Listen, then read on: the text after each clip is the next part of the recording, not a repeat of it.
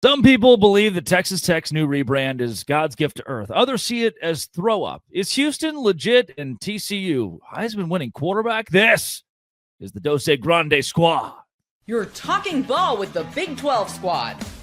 From Oklahoma State to Utah, from Kansas State to BYU, from Houston to Texas Tech, it's the local experts of the Locked On Podcast Network bringing you scoops, breakdowns, and the most comprehensive preview of the upcoming Big 12 weekend. Buckle up. It's the Big 12 squad, and we have a seat for you. No hurt feelings and thin skin allowed. Squad up. You're part of the Big 12 squad. Hola to all of you at home, and thank you for joining the Big 12 squad. Pleasure to be with you. Drake Toll from Locked On Big 12. Thank you for making this show your first listen every single day. It's been that kind of week this week. We are welcomed with the journalist, the true journalist he is, all the way from Lubbock, Texas, Chris Level. He's the only thing that's there. Cody Stovall lives at Stillwater, Oklahoma, or close enough at least. Hosts Locked On Oklahoma State. G. Westerfield of Locked On. It's just not good wine. $6. How's it going? Wow, yeah. Oh, not going to do it for you, JT Westerfield of Locked On Utes. He's got to do for segment number 2, but he's drinking it in segment number 1 so that we can have some fun. Mountaineer Paul of Locked On West Virginia. Parker Ainsworth hosts Locked On Cougs. If a Houston Cougar loses, but no one's watching, does it actually count? Darian Gray, they call him the mouth of the South. Locked On Horned Frogs, all things TCU. And Kevin Play his music. If you get bonus points for losing by 1 score, man, Kevin Borba would be undefeated in the bonus points category. This is the Big 12 squad. Thanks for making our shows your first listen every single day. Chris Level. They took the bevel, they took the double T bevel, and they said, let's strip it down as much as possible and make it the old school, classic, traditional logo. From what I've seen, Texas Tech fans love it. Every other fan base in the Big 12 seems to think that it's borderline throw up. Yeah. Also, Maravets of Locked On Cyclones is here. He's not going to say anything. Do Tech fans really love it, or they feel compelled to say they love it? No, I think overwhelmingly they love it. Not it's not 100%. They're not going to do anything, but yeah, this was well received for the most part locally, and I've seen a lot of chatter out there, but I really wasn't. It wasn't for everybody else. It was more for your fan base, I guess. This was my favorite logo, so it's what I grew up with. This was. And I'm sure I like it personally because I love a good throwback logo. And it feels like Texas Tech has gone back to the throwback. However, I'm sure they paid between $3 and $5 million to some PR firm for the rebrand. And it's just the red tee with a black outline. They really couldn't have dumbed it down much more.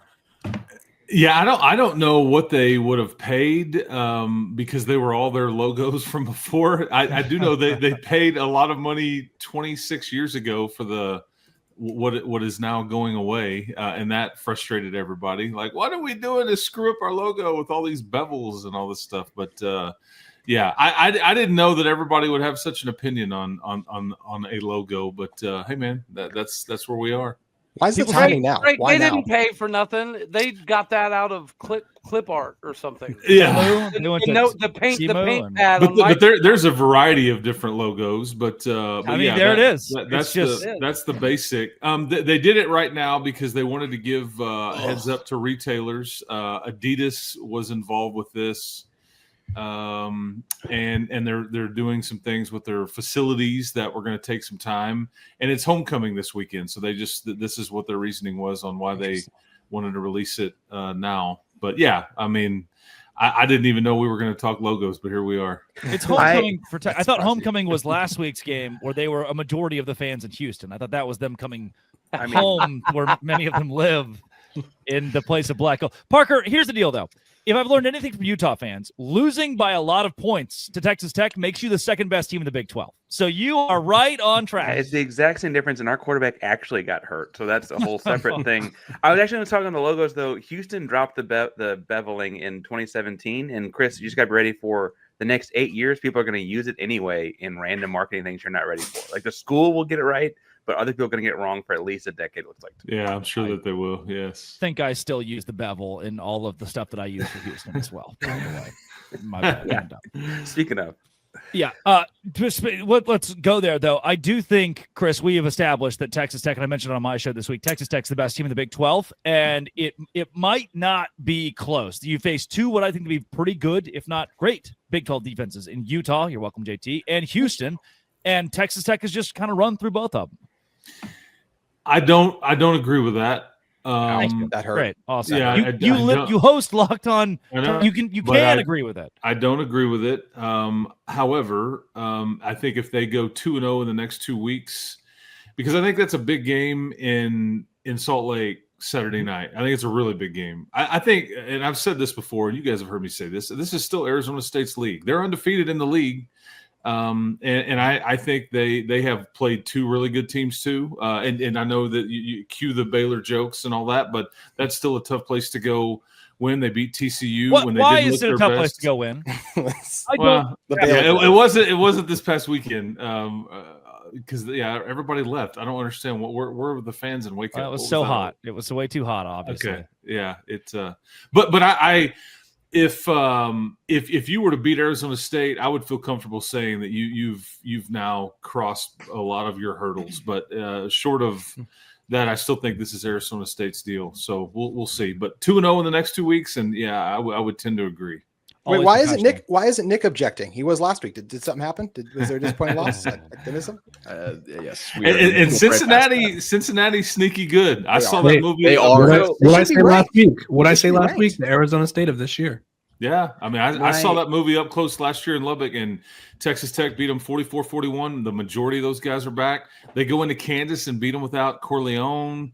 Joe Royer didn't even play the most. I mean, that's an NFL tight end, and I think Sorsby is very underrated. So, they're going to be a handful if they can continue to run the ball the way that they do. Big Citrus versus Corleone. Who wins? Ditka. We Corleone this week. I have a real question.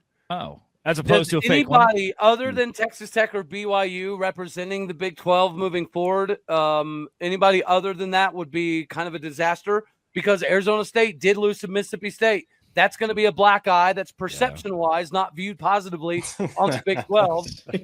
Cincinnati, we're talking about them. They look good, but they lost to Nebraska, which is not exactly a heavy hitter in the Big 10. So if those are some of the schools that move on to represent the Big 12 post Arlington, I think that from a national perception angle is probably problematic. Yes.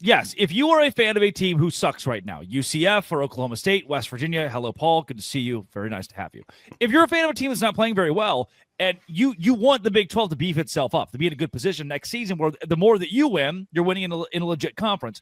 It is imperative that your undefeated stay alive. I mention it on my show all the time. It's like Santa Claus. Tim Allen murders Santa Claus, like cold blood. Santa's dead. Tim Allen becomes Santa Claus. Once you start winning in this league, like BYU and Texas Tech, the more you win, you get to stay old St. Nick. The country's talking about you.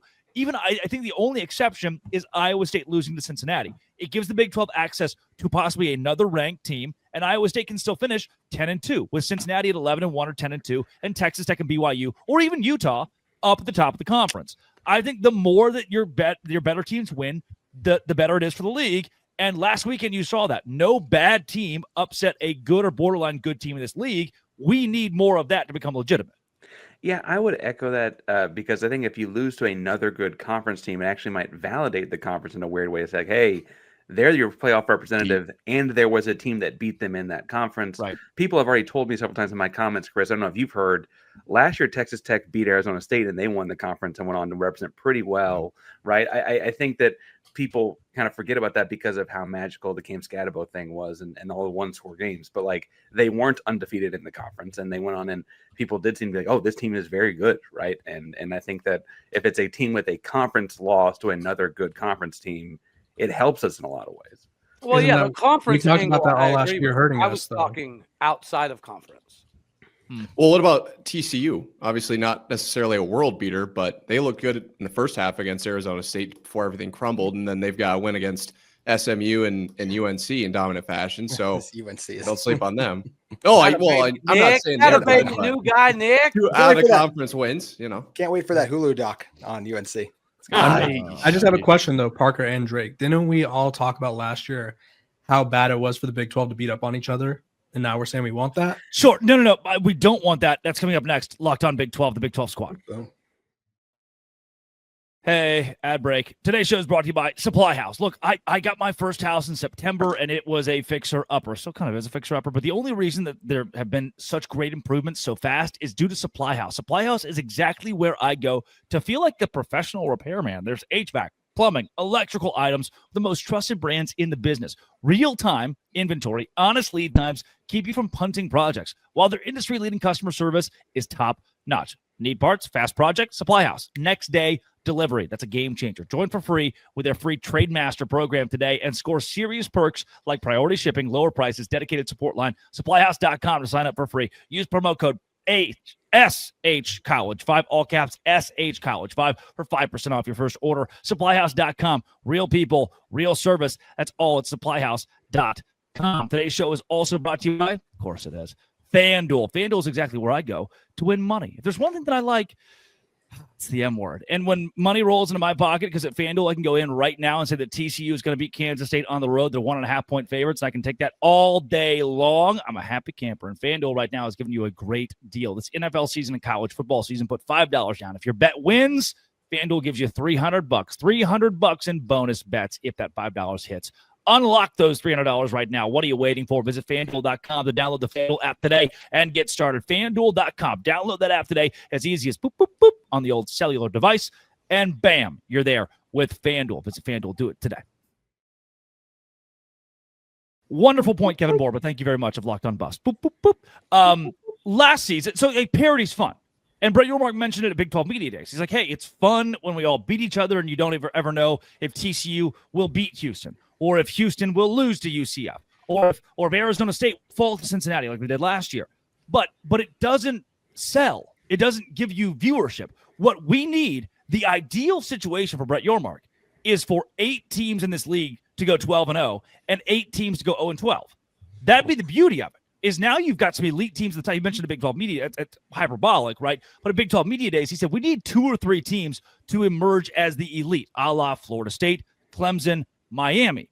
That's what the Big 12 needs here. So if Iowa State or Utah, BYU, or even Arizona is still alive in this, TCU could, if these teams could step up and be 1-loss teams, 10-win teams, 11-win teams, the Big 12 needs a couple of those to have multiple squads in the college football playoff and prove we can play at the top of college football, not just Texas Tech.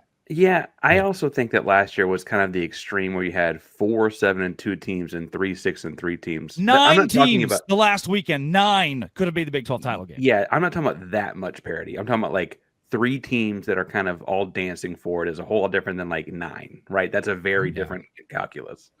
I don't think you want, like you said, like 8 teams going 0-12. I understand what you're saying, but I also think having basically 8 Vanderbilts of old, not the current Vanderbilt, is not good for any league. Listen, guys, we're going to be the sacrificial lamb to help everybody get to the win totals they need. There's one of those 0-8 teams right there. There they go. Yeah. We're here for you. Okay. Thank you for your service to our country. One other Cody. thing about all the coaches. Hey, you don't, no, Borba, you don't get to say that. You do not get to say you are you're in that same category there. We might be hopping on that. We'll see you in Valhalla, Cody. We'll see. Oh, now you you're guys. making hopping jokes. You're making hopping jokes. Okay, I see where this is going. Hey, soak it all in. As good as We've got BYU is, soak it coaches in all the in. state that are in year 2 of their tenure or less, right? So I think there's a big flip-flop of tenured guys. I mean, Gundy just got fired, but I mean, if you look at it, you've got Whittingham 21st year, Satake 10th year, Campbell 10th year, Kleiman 7th year, Aranda 6th year, Leopold 5th year.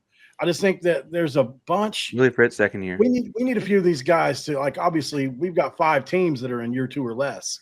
So I don't know if the parity is going to come maybe for another year or 2, unless some people start getting better quick. Yeah, we don't need it to an extent. You know, it's tough. Like the SEC has built its whole deal on Alabama being good every year, Georgia being good every year, LSU being good perennially. Do we have to be the same? If we want to win at the top of college football, yes. If we want to make money, yes. I love watching TCU Cincinnati duke out in an unranked game where both teams are 5-2, and you're looking at 2 solidly coached squads that are gritty. America doesn't. They're not turning on Fox Sports 1. Like, they're not seeing that every weekend. That is the problem. We need our Oregon basically to happen.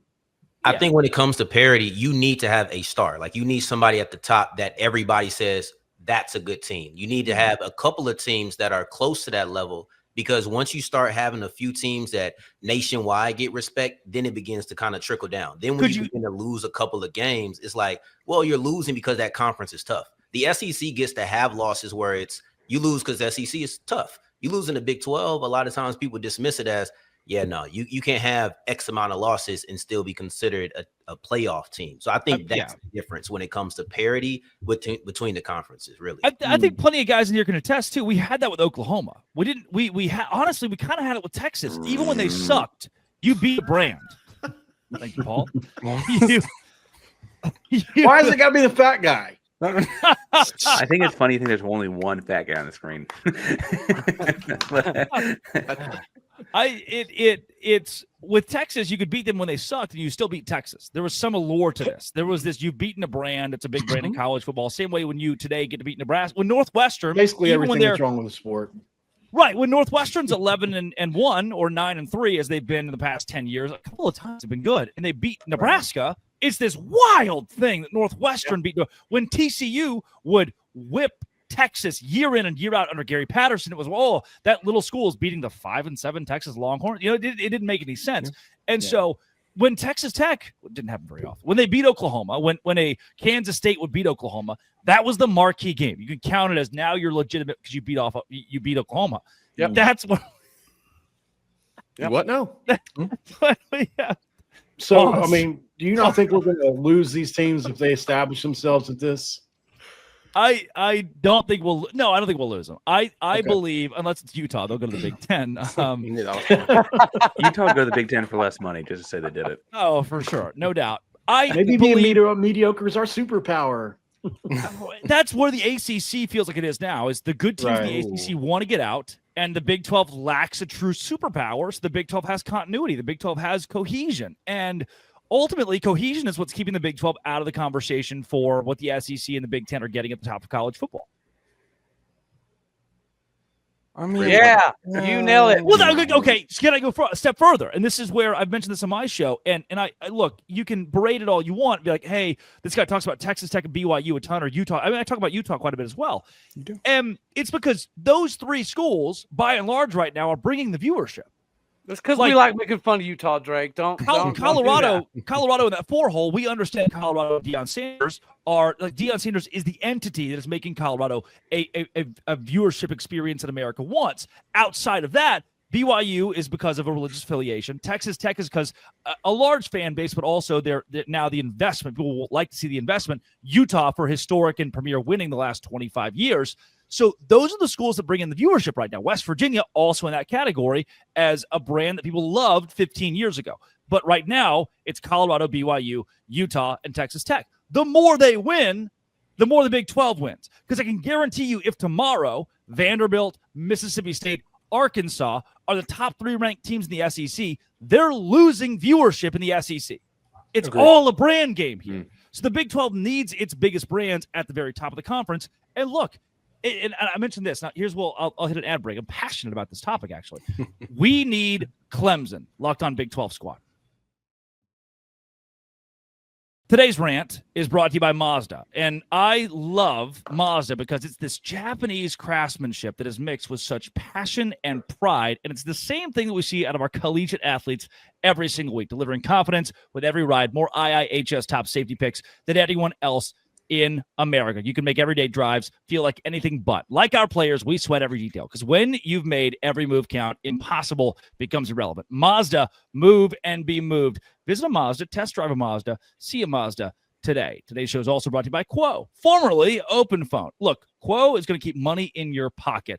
It's a great opportunity for you to never miss a phone call. You need a phone system if you're a business owner that keeps you connected 24/7. If those are going dead or going to a voicemail and you can't have anybody answer it, you could be losing out on possible money. Number one business phone system that streamlines customer communication, works right through an app on your phone or computer, and it connects all your employees. Whoever you want to could answer the phone night and day and say, hey, it's me. And an AI-generated agent is a game changer, can answer after-hour calls for you and capture those leads. See why over 90,000 businesses trust Quo, formerly OpenPhone. Get started. QUO.com/LockedOnCollege for your first 6 months, 20% off. QUO.com/LockedOnCollege. First 6 months, 20% off. Quo, no missed calls, no missed customers with Quo.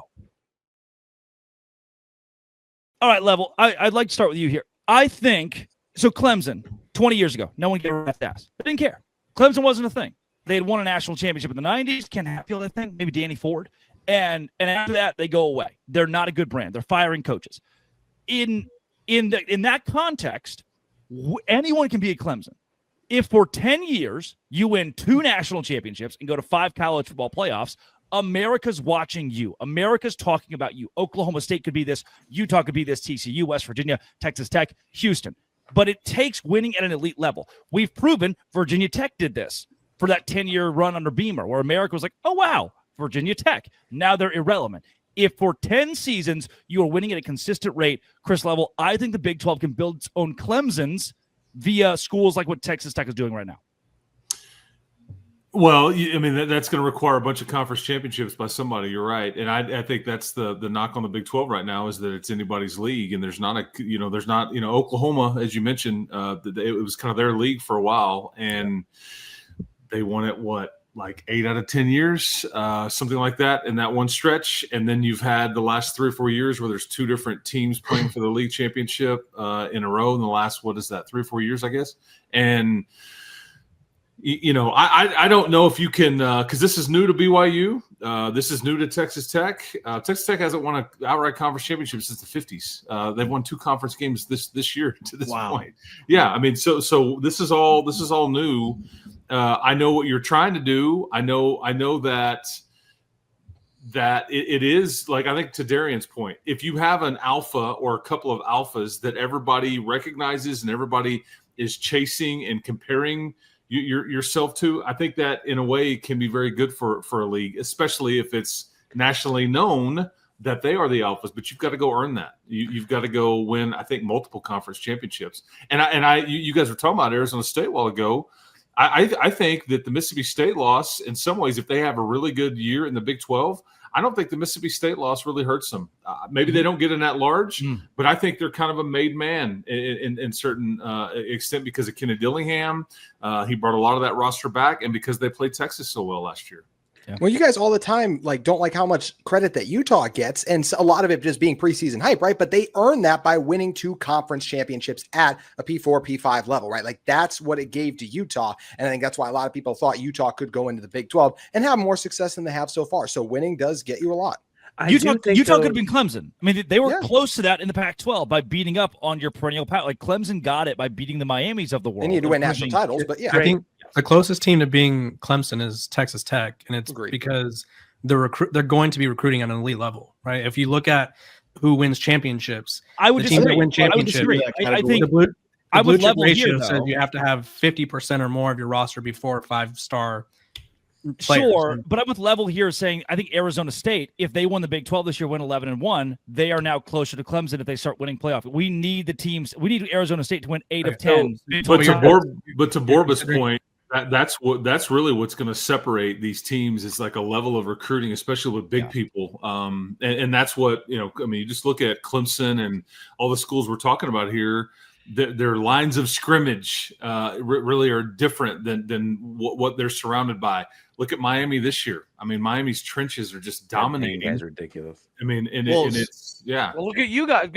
Texas Tech's defensive line is crazy. A bunch of NFL level dudes. It's crazy to watch. It is. So I do think that when talking about TV eyes, Texas Tech for the moment has something, and BYU has the church. I think Drake does a good job of talking about how they have a different representation, but people watch Texas Tech because it feels like this gigantic experiment right now. Where hey, in modern college football, some millionaires throw a bunch of money in and let's see if this works in a way that, as Chris pointed out, doesn't have a lot of tradition. There's not a whole lot of legacy of winning at Texas Tech. It's got great fans and all that, and it's got a long history of. It's a proof of concept. There's no doubt about it. And there's interest in is this actually going to work? And I think that. Even if that might fade away in 2 or 3 years if it doesn't, but that certainly seems to be sparked even if they haven't won yet in a way that Arizona State doesn't have the same spark in a lot of ways. They put every team in the Big 12 on notice. If you want to get to a top 5 level, you may not have to spend Texas Tech money, but you got to get somewhat close, at least occasionally. I don't feel Well, like I the think if average fan is Texas watching Tech just because this experiment really quick. I think they're watching them more than anything because of how good they are and how good of a chance they have to be this year. I feel like the average fan doesn't know about the NIL level Yeah, that they're spending. the average fan is kind of like Texas Tech's money is being thrown around in like everyone's face in a way, just because you watch the game and it's like Texas Tech spent 70 million, whatever the amount. I would say I think people are interested in that. Like I think people here's are what interested in non-traditional power being in that conversation with Texas and other schools. And so Indiana, I think the better Texas Tech does, the more people will watch. But I do think the money plays It's amazing that nobody else's money gets brought up. Well, on no, any other but program in the it's country. a school that no one expected. Shocking to me, It's a actually. school that no one Yeah, expected. what's Ohio State? from the outside. What's Ohio State paying these days? Yeah. Oregon. I would almost push back on that a little bit in my own point and say 20% of watching for the storyline, 80% of watching for the number next to your name.